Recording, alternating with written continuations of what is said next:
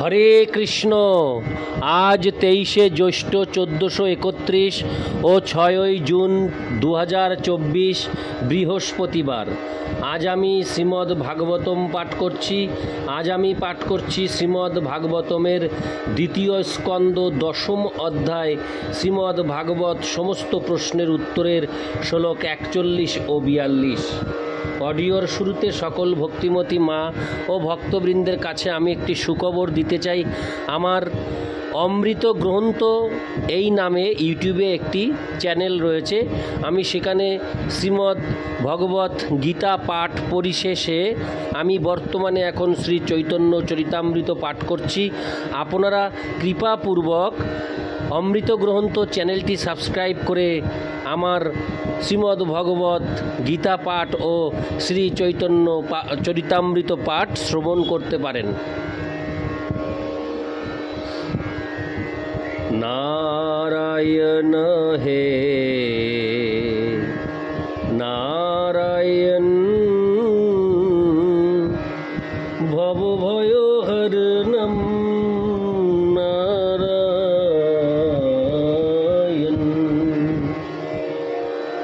লক্ষ্মীকান্তম কমলনয়নম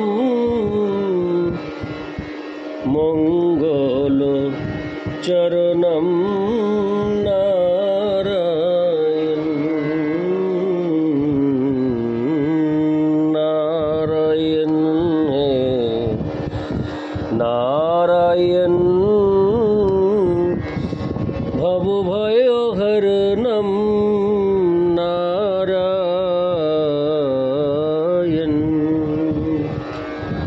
শ্লোক 41। সত্যং রজস্তম ইতি তিস্র সুরো নৃনানরকা হরে কৃষ্ণ।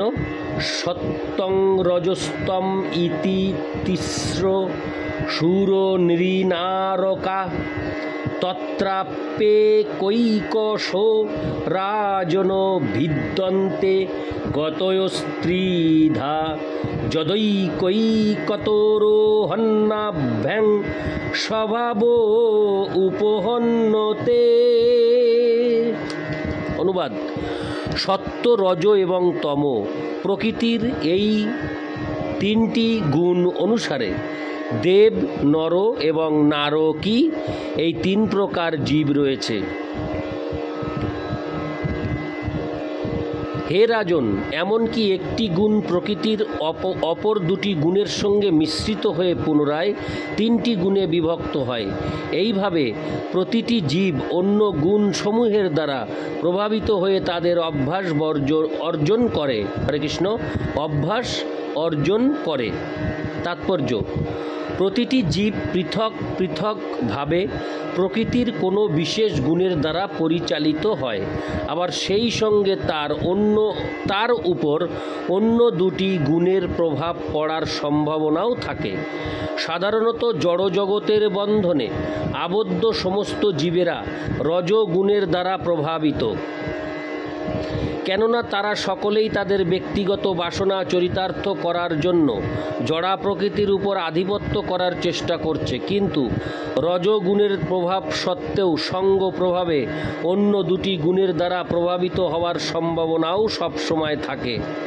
কেউ যদি সৎসঙ্গ করে তাহলে তার মধ্যে সত্য গুণের বিকাশ হওয়ার সম্ভাবনা থাকে, আর কেউ যদি অসৎসঙ্গ করে তাহলে তার মধ্যে তম গুণের বিকাশ হওয়ার সম্ভাবনা থাকে। কোনো কিছুই অপরিবর্তনীয় নয়।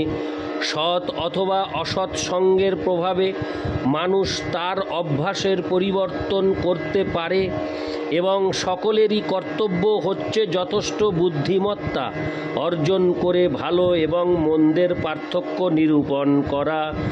সর্বশ্রেষ্ঠ সঙ্গ হচ্ছে ভগবদ ভক্তের সেবা করা এবং সেই সঙ্গ প্রভাবে ভগবানের শুদ্ধ ভক্তের কৃপায় সর্বশ্রেষ্ঠ যোগ্যতা সম্পন্ন মানুষ হওয়া যায়, যা আমরা ইতিপূর্বে শ্রীল নারদ মুনির জীবনে দর্শন করেছি। কেবলমাত্র ভগবানের শুদ্ধ ভক্তদের সঙ্গ করার ফলে তিনি ভগবানের শ্রেষ্ঠ ভক্তে পরিণত হয়েছিলেন। জন্ম অনুসারে তিনি ছিলেন একজন দাসীর পুত্র এবং তার পিতা যে কে তা তার জানা ছিল না, এমনকি তার কোনো রকম বিদ্যা শিক্ষাও ছিল না। কিন্তু কেবল ভগবত ভক্তের সঙ্গ করার ফলে এবং তাদের উচ্ছিষ্ট ভোজন করার ফলে তিনি ধীরে ধীরে ভগবত ভক্তের অপ্রাকৃত গুণাবলী অর্জন করেছিলেন। এই প্রকার সঙ্গ করার ফলে তার ভগবানের অপ্রাকৃত মহিমা শ্রবণ এবং কীর্তন করার বাসনা প্রকট হয়েছিল। আর ভগবানের মহিমা যেহেতু ভগবান থেকে অভিন্ন, ভগবানের সেই শব্দরূপী প্রতিনিধির মাধ্যমে তিনি সরাসরিভাবে ভগবানের সঙ্গ লাভ করেছিলেন। তেমনি ষষ্ঠ স্কন্ধে অজামিলের উপাখ্যান বর্ণনা করা হয়েছে। অজামিল ছিলেন ব্রাহ্মণ সন্তান এবং ব্রাহ্মণোচিত কর্তব্য সম্পাদনের উপযুক্ত শিক্ষা এবং দীক্ষা তিনি লাভ করেছিলেন, কিন্তু তা সত্ত্বেও একবার বনিতার অসৎ সঙ্গ প্রভাবে তিনি চণ্ডালের মতো বা সবচাইতে নিকৃষ্ট স্তরের মানুষের অবস্থা প্রাপ্ত হয়েছিলেন। তাই শ্রীমদ্ ভাগবতে মুক্তির দ্বার খোলার জন্য সর্বদা মহাত্মাদের সঙ্গ করার নির্দেশ দেওয়া হয়েছে। যারা জড় জগতের উপর আধিপত্য করার চেষ্টায় ব্যস্ত, তাদের সঙ্গ করার অর্থ হচ্ছে নরকের ঘোর অন্ধকারপূর্ণ প্রদেশে প্রবেশ করা। মহাত্মাদের সঙ্গ করার মাধ্যমে সকলেরই উন্নত হওয়ার চেষ্টা করা উচিত। জীবনকে সার্থক করার এটি হচ্ছে পরম উপায়। ইতি শ্লোক 41। শ্লোক 42। স এবেদং জগদ্ধাতা ভগবান ধর্মরূপ ধৃক পুষ্ণাতি স্থাপয়ন বিশ্বং তির্যং নরসুরাদেবী। অনুবাদ: শ্রী পরমেশ্বর ভগবান সমগ্র জগতের পালনকর্তা রূপে সৃষ্টির পর বিভিন্ন রূপে অবতীর্ণ হয়ে মনুষ্যেত্তর জীবসমূহ এবং দেবতাদের মধ্যে সব রকম বদ্ধ জীবদের উদ্ধার করেন। তাৎপর্য: পরমেশ্বর ভগবান শ্রীবিষ্ণু বিভিন্ন জীব সমাজে অবতীর্ণ হন মায়ার বন্ধন থেকে তাদের উদ্ধার করার জন্য। ভগবানের এই সমস্ত কার্যকলাপ কেবল মানব সমাজেই সীমাবদ্ধ নয়, তিনি মৎস্য, বরাহ, বৃক্ষ ইত্যাদি রূপেও অবতরণ করেন। কিন্তু তার সম্বন্ধে যাদের কোনো জ্ঞান নেই, সেই সমস্ত অল্প বুদ্ধি সম্পন্ন মানুষেরা মনুষ্য সমাজে তার নররূপে অবতরণকালে তাকে অবজ্ঞা করে। তাই শ্রীমদ্ ভগবদ্ গীতায় 9:11 ভগবান বলেছেন, অবজানন্তি মাং মূঢ়া মানুষিং তনুমাশ্রিতম পরং ভাব মজানন্ত মম ভূত মহেশ্বরম। পূর্ববর্তী শ্লোকে আমরা ইতিমধ্যে আলোচনার মাধ্যমে সিদ্ধান্ত করেছি যে ভগবান জড় সৃষ্টির থেকে উৎপন্ন হননি। তার চিন্ময় স্থিতি সর্বদাই অপরিবর্তনীয়। তার নিত্য রূপ জ্ঞানময় এবং আনন্দময়, এবং তিনি তার বিভিন্ন শক্তির দ্বারা তার সর্বশক্তিমান ইচ্ছাকে পূরণ করেন। তাকে কখনো তার কর্মের ফল ভোগ করতে হয় না। তিনি কার্য কারণের বিচারের অতীত।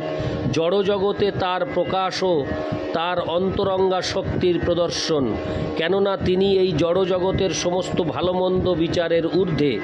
জড়জগতে মাছ অথবা শূকরকে মানুষের থেকে নিম্ন স্তরের জীব বলে বিবেচনা করা যেতে পারে, কিন্তু ভগবান যখন মৎস্যরূপে অথবা বরাহ রূপে আবির্ভূত হন, তখন তাদের সম্বন্ধে জড় জগতের ধারণার কোনোটিই তিনি নন। তিনি যে প্রত্যেক সমাজ ও জনিতে প্রকট হন তা তার অহৈতুকী কৃপা, কিন্তু তা বলে তাকে কখনো নিম্ন জনি সম্ভূত বলে মনে করা উচিত নয়। জড়জগতে যে ভালো মন্দ